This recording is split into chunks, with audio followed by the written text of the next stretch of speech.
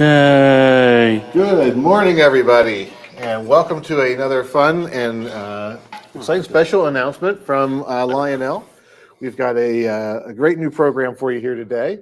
We had so much goodness in the Volume 1 catalog, and we've got so much packed into Volume 2 that we decided that for this all-new locomotive, it really deserved its own stand-in. And this is one I think a lot of modern modelers have been waiting for over 10 years now. And that is, of course, is the General Electric, now Wabtec ET44. Woohoo! This is the first all-scale version of this locomotive in O-scale. Yeah. We've had the Lion Chief version out there for some time, our traditional size, which you can see next to our new samples here is quite a bit different. Yes. But finally, we have the all-new Tier 4 locomotives. And a lot of great new features in this. Of course, this is an newly tooled engine, but it's really, what do we do, about 5-6 different body styles? Six? Yeah, 6 body styles and lots of detail variations from road to road. Yeah, for sure. So we're going to go through some of those here with you today and some of the great features. This is now live on the Lionel.com website if you want to check out the brochure there. Yeah, or lionelstore.com. Mm-hmm. And if you want to bring up the brochure here, we'll go ahead and there we are. Show that and then take you to the next screen with all the different variations here. Ooh. So these will be available in 3 road numbers each, 2 in Powered Legacy, and a 3rd option with Super Bass, which will have all the same great features except for the powered motors. And the Super Bass will have the Super Bass enclosure and a 2-speaker Super Bass on this one, right, Dave? Yeah, it'll be our first dual speaker Super Bass unit in recent times. It's gonna be whomping. Yeah. Is that a word? It is now. Okay. All right. We've got a lot of fun, cool features in here. Before we go into some of the road-specific details, let's talk about some of the great standard legacy features plus that this has. We're not classifying this as a Vision engine, but we have thrown everything we can into this locomotive. It really is a neat piece. Yeah, I would say this is probably a standard diesel with a couple of added features. So this will still have standard stack smoke, Bluetooth legacy equipped with conventional control as well. You're going to have 5 horn options, 5 bell options, and standard road crew dialogue. Mm-hmm. So the things that you're used to from legacy, things like track IR as well, and 200 speed steps, front and rear electric coupler. Mm-hmm. So all of the fun features. But I'm sorry. Go ahead. Go for it. I was just going to say we also got lighting. So you got your standard lighting that everybody's used to, front and rear, cab light, markers where appropriate. But we've also added in some extra lighting features, right, Ryan? Yes. So depending on the road name, you'll get some or all of these features because each of these is customized to the road name. So all of them will have a lighted control stand. Mm-hmm. They will, for the first time, have lighted platform and walkway lights here on the front and back, and on the side by the steps, you'll have the LED lights there. You will have the ditch light options, front and or rear ditch lights, depending on the prototype. Yep. For the Canadian National option, we'll have the working DPU light, which you can see in the brochure there in the inset. It's a little actually red light on top of the ditch light in the front and back. That'll be functional. And for Norfolk Southern and CSX modelers, excuse me, you'll have the operating LSL light, which is the locomotive speed limiter indication light, which is used when the trains are running over Amtrak's Northeast Corridor. Yeah, on the sides of the cab. Yeah, it's just a little tiny light that sits just below the cab window there. So first time for those in those. And then we also have the ground light. And ground lights as well. Yes. Not on just on the ones where they are equipped. Mm-hmm. So lots of new lighting features. As Ryan said, these have the lighted control stand. They actually have 2 lighted control stands inside the engine, both sides. So that's actually going to be a first for a Lionel engine, is having dual lighted control stands. And for the first time in a non-Vision locomotive, these will have 4-digit addressing. Yes. So for those who will be running this with the new Cab 3 Base 3 combo, you'll be able to utilize all 4 digits of the road number. Yes, that is a way to steal my thunder. No. But we will be switching from having 4-digit addressing in only Vision Line locomotives to having it in all legacy locomotives moving forward, starting with the new ET44. Yes. So that's a feature you'll have to look forward to in C2, but Yep. getting a start here. Should we talk about some of the different detail variations on these? Sure. While we do that, how about I move the camera around the engine and Yes. give people a close-up view while you talk about all the detail variations? Yes. So what you're seeing here in front of us are our first 3D printed samples from the completed design. These are in tooling right now. I'll say at this point, we expect delivery likely to be after Christmas. I'm hoping for roughly around the January or February of 2025, although it is possible that we'll pull these in for an end of the year delivery. We're going to count on things arriving early next year. We have a very full factory schedule coming out of Volume 1 catalog that will take us through our 2024 deliveries. Boy, it's hard to see those little walkway lights, but they are there. But yes, these are 3D printed, so you will see maybe some details that aren't perfect. Certainly on these early deco samples, there will be some deco changes from here to the final production. But we wanted to give everybody a good sense of how these were going to look. The BNSF version that we're looking at right now, these represent the ET44C4 variants that BNSF has. You'll notice these have the extra piping and hardware on the trucks. These have a movable center axle. Now, we're not duplicating that on the model itself, of course, but we've got all the details there to model the C4 variations. Of course, BNSF has the conventional ES44AH variety also, and you'll probably see that in the second run somewhere down the road.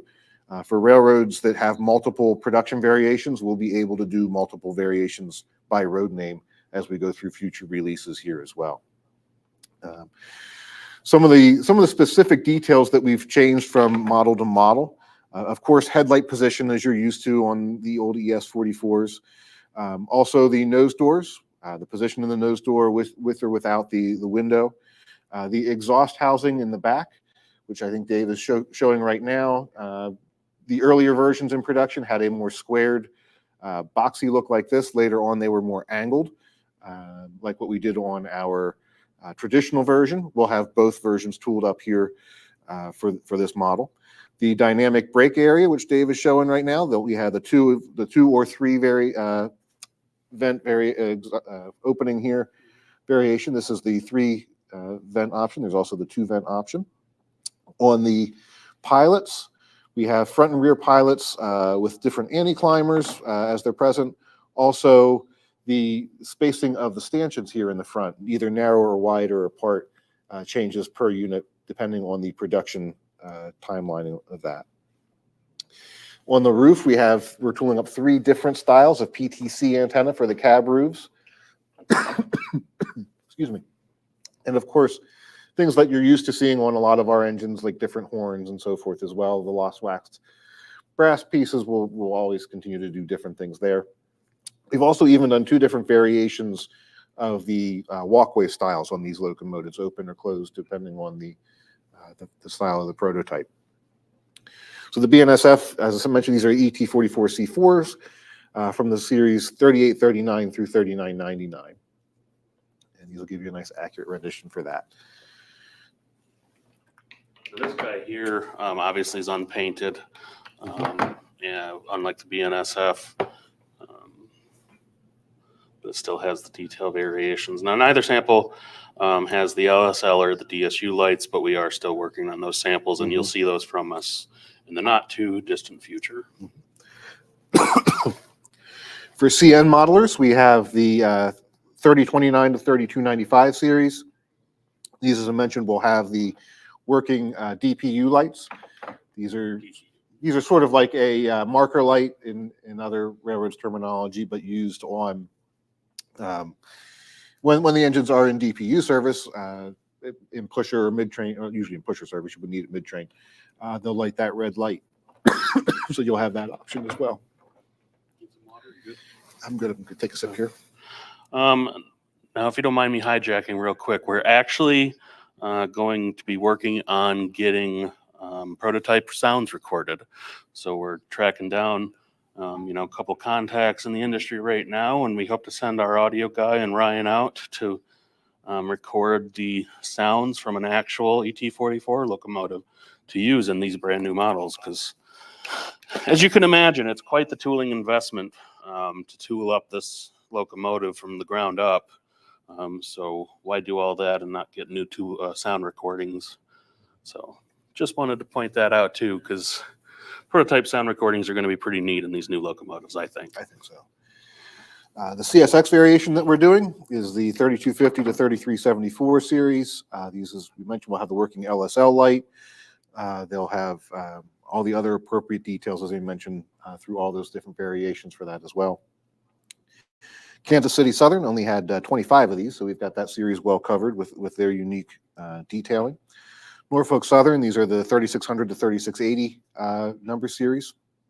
A number of road-specific details on those, including working rear ditch lights and the LSL light. The anti-climber and the back end of the NS engine's kind of completely different on the Pilot as well. So that was a fun one to tool up. And then for the first run of Union Pacifics, we'll be doing these in the 2670 to 2739 series locomotives there. So for fans of any of these particular railroads where there were multiple detail variations seen from one series to the next, one production run to the next, you'll be able to get locomotives in subsequent runs that'll help get you through all those different detail variations so that you could have 2 or 3 of these locomotives in a consist and no 2 of them that will certainly rehit when the time is right as well. So really excited about this new locomotive. People have been asking for this really since the Tier 4s first came out in 2012. And at the time, there were a lot of changes happening pretty rapidly in the early production of these. So we thought we would wait and let the production settle into a good groove and then be able to capture all the right details. And instead of just picturing doing one of the more common variations and making do, we decided to go all in and do them all. That's the right way to do it.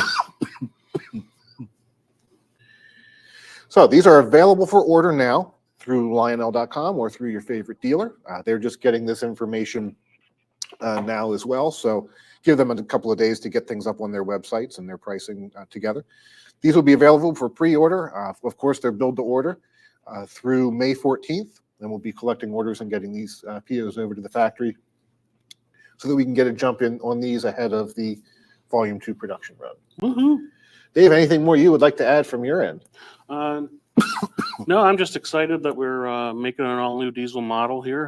It has been a little while since we've created something new from the ground up in the legacy diesel world, and something that you're actually seeing running out on the rails is really the exciting part.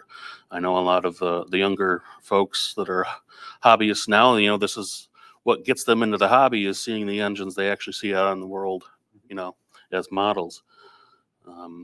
There are, like Ryan said, so many different detail variations added in. Probably also worth putting out the comparison. Here's one of our ES44s, which you're all well known. And probably should do this the other way around since we're hiding it behind. But there's a good, about Quarter half inch, inch. 3/4 inch? Yeah, the Tier 4 is considerably larger when you see the two side by side. I think it's more recognizable in the model form than it is even when you're out watching them trackside, because everything's so big there in real world. But in model form, you can really see the difference between the two. Big difference in the radiator sections, the cab roof, etc. And the much smaller stack on the ET44 as well, because a lot less emissions. So we are very exciting to bring this out. Yes, Dave, remember you guys in engineering don't put a screw back in anything, so that's... We don't want ES44s anymore. ET44s, everyone. See your dealers to place your orders now. Check out more details, look at things up close and personal in lionel.com. And we will be back next month with another all-new announcement in the line as well. Thank you, everybody. What? Yeah. Man, I'm exhausted. Everybody have a great day. Enjoy the spring. Be safe out there, and happy railroading. Bye.